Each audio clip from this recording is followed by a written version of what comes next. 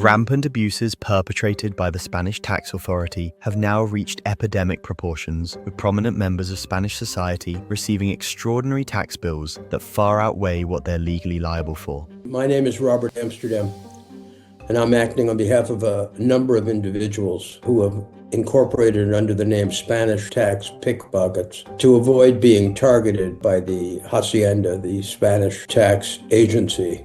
Important commentators are comparing them in Spain to a dictatorship. We've had a major judgment in the Duato case. A courageous actress has won a case after 10 years of a legal nightmare. In that same case, a tax advisor was given an 80-year sentence. There is no country I know, and I've been in business, in the law business for over 45 years, that other than Spain would give any form of sentence like this. The fact that the world is unaware of how bad the tax situation is in Spain, and the Spanish people are unaware of how bad their tax agency is relative to their consistent violations of the Spanish Constitution and rule of law. Spain is the only country that systematically frightens their citizens by charging their most famous celebrities with tax offenses, whether it's Lola Flores,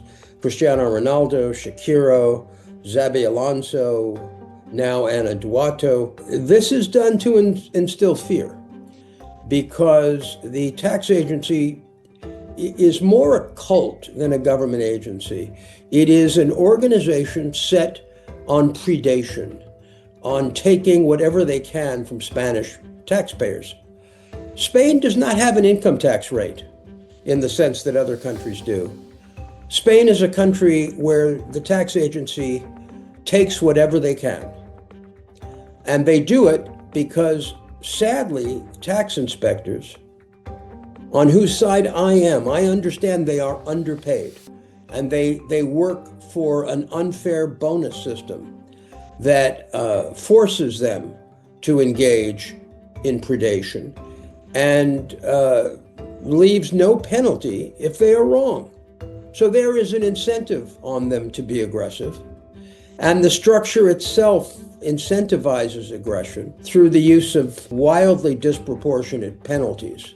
Spanish people are living through a daily crisis of confidence, where their political leaders are being charged with serious offenses relating to the use of the tax agency as a political instrument of the ruling party.